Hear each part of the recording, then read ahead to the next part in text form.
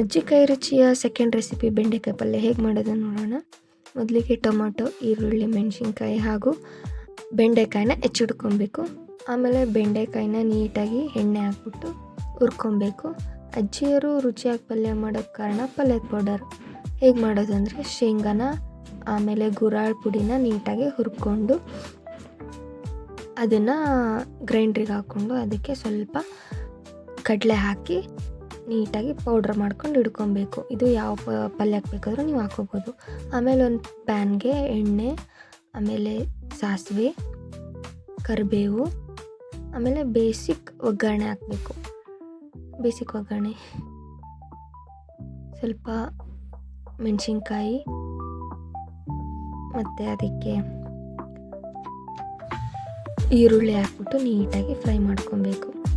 ಆ ಪಲ್ಯ ಪುಡಿನ ನಾವು ಎಲ್ಲ ಪಲ್ಯಕ್ಕೂ ಉಪಯೋಗಿಸ್ಬೋದು. ರುಚಿಯಾಗಿರುತ್ತೆ, ಚೆನ್ನಾಗಿರುತ್ತೆ. ನೀಟಾಗಿ ಫ್ರೈ ಮಾಡ್ಕೊಬೇಕು ಈರುಳ್ಳಿ ಬೇಗ ಬೇಯಬೇಕಂದ್ರೆ ಎಲ್ಲರಿಗೂ ಗೊತ್ತು, ಅದು ಉಪ್ಪು ಹಾಕ್ಬೇಕಂತ. ಆಮೇಲೆ ಅದಕ್ಕೆ ಟೊಮೊಟೊ ಹಾಕ್ಬಿಟ್ಟು ನೀಟಾಗಿ ಫ್ರೈ ಮಾಡಿ ಅದಕ್ಕೆ ನೀವು ಅರಿಶಿಣ ಆಮೇಲೆ ಮಸಾಲ ಪೌಡರ್ ಹಾಕ್ಬಿಟ್ಟು ನೀಟಾಗಿ ಫ್ರೈ ಮಾಡ್ಕೊಬೇಕು.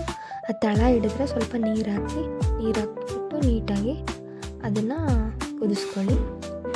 ನೀಟಾಗಿ ಎಲ್ಲ ತರಕಾರಿಗಳು ಬೆಂದ ಮೇಲೆ ಅದಕ್ಕೆ ನೀವು ಉಪ್ಪು ಹಾಕಿ, ರುಚಿಗೆ ತಕ್ಕಷ್ಟು ಉಪ್ಪು ನೋಡಿಕೊಂಡು ಹಾಕಿ, ಆಮೇಲೆ ನೀವು ಹುರ್ಕೊಂಡಿರುವಂತಹ ಬೆಂಡೆಕಾಯಿನ ಹಾಕಿಬಿಟ್ಟು ನೀಟಾಗಿ ಫ್ರೈ ಮಾಡ್ಕೊಳ್ಳಿ.